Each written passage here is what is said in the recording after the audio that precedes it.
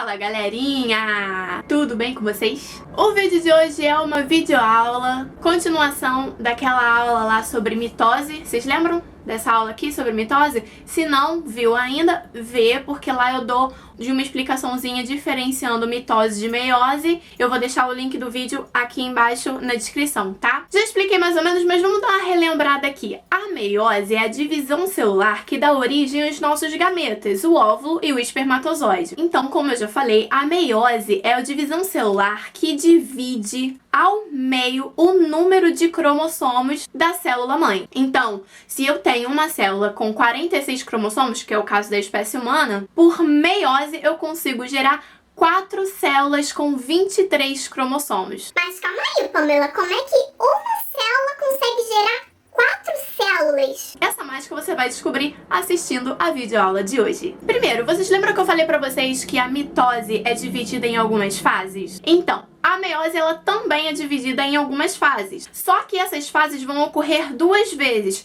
Assim, a meiose ela tem 2 etapas, a meiose 1 e a meiose 2. E por que tem 2 etapas na meiose? Vocês vão descobrir já já. Resumidamente, na meiose 1, uma célula diploide, ou seja, uma célula com 46 cromossomos, se divide em 2 células com 23 cromossomos, ou seja, em 2 células haploides. Aí essas 2 células vão para a segunda etapa, que é a meiose 2, e vão gerar cada uma 2 células com 23 cromossomos também. Ah, então a meiose 2 é tipo uma mitose? Sim, é tipo uma mitose com algumas diferenças, é óbvio. Tanto que na meiose 1 a gente também chama essa etapa de divisão reducional, porque reduz o número de cromossomos, e na meiose 2 a gente chama essa etapa de divisão equacional, igual lá na mitose, porque ela mantém o mesmo número de cromossomos do início da meiose 2, no final da meiose 2 vai ter a mesma quantidade de cromossomos. Assim como na mitose, o ciclo meiótico também vai ter uma intérfase, onde a célula vai duplicar suas organelas, duplicar as moléculas de DNA e se preparar todinha para iniciar a divisão meiótica. A meiose 1, ela é dividida em 4 fases que os nomes vocês já conhecem lá da aula de mitose. Prófase 1, metáfase 1, anáfase 1 e telófase 1. A prófase 1 ocorre a condensação dos cromossomos, a formação dos centrossomos pelos centríolos para haver a formação do fuso acromático, que esse fuso vai auxiliar lá os cromossomos na hora da divisão. Há também o desaparecimento da carioteca e o pareamento dos cromossomos homólogos. Os cromossomos homólogos são os cromossomos iguais. Como assim iguais? Eles vão ter o mesmo DNA. Só que nessa etapa aí da prófase 1, os cromossomos, eles vão ter 2 cromátides. Lembra lá das cromátides irmãs que eu expliquei com as canetinhas? Então, esses cromossomos homólogos, um cromossomo vai ser do teu pai e o outro cromossomo vai ser da tua mãe. E aí, como a célula tem que se dividir, eles duplicaram as suas cromátides e se parearam. E aí, quando os cromossomos começam a se parear, eles vão ficando tão pertinhos, mas tão pertinhos, que podem realizar um fenômeno chamado crossing over. Mano, a genética ela é tão linda que graças a esse evento você consegue ter o cabelo enrolado do teu pai, mas a cor de cabelo louro igual da tua mãe. O crossing over nada mais é do que a troca de pedaços das perninhas dos cromossomos entre eles. Ou seja, no crossing over há a troca de material genético entre os cromossomos homólogos. Mas olha só, se liga aqui. O crossing over só acontece na prófase 1 da meiose, tá? Não vai me esquecer disso não, hein? O crossing over é extremamente importante pelo ponto de vista evolutivo, porque esses genes misturados, eles vão ser passados para as novas gerações através da fecundação dos nossos gametas. Cara, é muito lindo, né? Mas e se o crossing over não existisse? Seríamos todos iguais. Mano, o biólogo é um bicho tão zoeira que ele dividiu a prófase 1 em 5 subfases. Se liga no nome aqui: leptóteno, zigóteno, paquíteno, diplóteno e diacinese. Mas calma, desses nomes todos difíceis aí, tu só precisa gravar de um, que é o paquíteno. Porque é exatamente nessa subfase da prófase 1 que acontece o crossing over. Na metáfase 1, os cromossomos homólogos e pareados, eles vão para o centro da célula, auxiliados pelo fuso acromático, que está preso lá nos centrômeros dos cromossomos, formando a famosa placa equatorial aí, que eu já falei pra você. Nada complicado até aí não, né não? Beleza? Tá dando pra entender? Tá tranquilo? Tá favorável? Ah! Não esquece que é na metáfase 1 que os cromossomos estão bem condensadinhos e aí dá pra ver direitinho todos os cromossomos, dá pra fazer o cariótipo daquela célula ali, ver se tá tudo certinho, quantidade de cromossomo, blá blá blá blá blá. Na anáfase 1 vai ocorrer a separação desses cromossomos homólogos. E aí,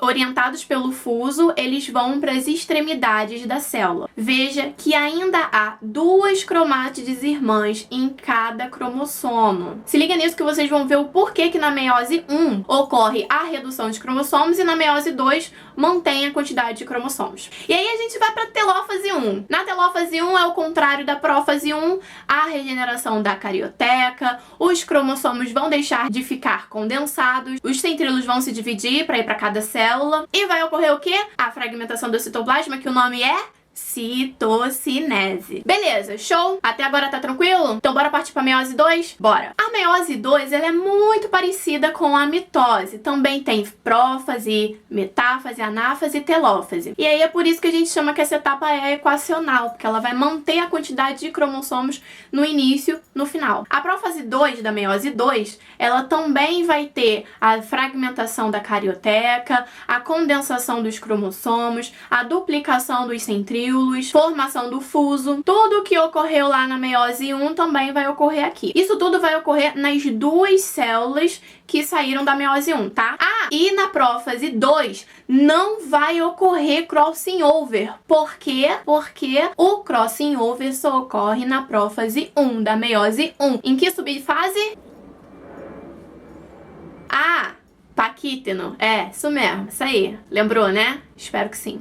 Na metáfase 2, os cromossomos vão se alinhar no centro da célula, auxiliados pelo fuso. Lembrando que agora não vai haver o pareamento de cromossomos homólogos. Os cromossomos, eles vão se alinhar um embaixo do outro. Eles agora estão apenas em cromátides irmãs. Não vai ter cromossomos homólogos. Eles não vão estar em par. Show? Eles vão estar sozinhos. E aí depois da metáfase 2 vai ter o que? A anáfase 2. E aí na anáfase 2 a gente vai ter o quê? O quê? Para pra pensar. Se na meiose 1, na metáfase 1, eu tinha o quê? Alinhamento e pareamento dos cromossomos homólogos.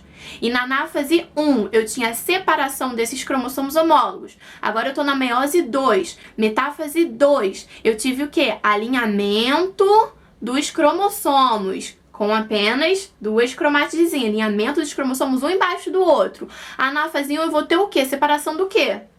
Das cromátides. Então, na anáfase 2, eu vou ter a separação dessas cromátides dos cromossomos, que nada mais é do que a separação das perninhas, né, dos cromossomos, que é diferente da anáfase 1, que era a separação dos cromossomos homólogos.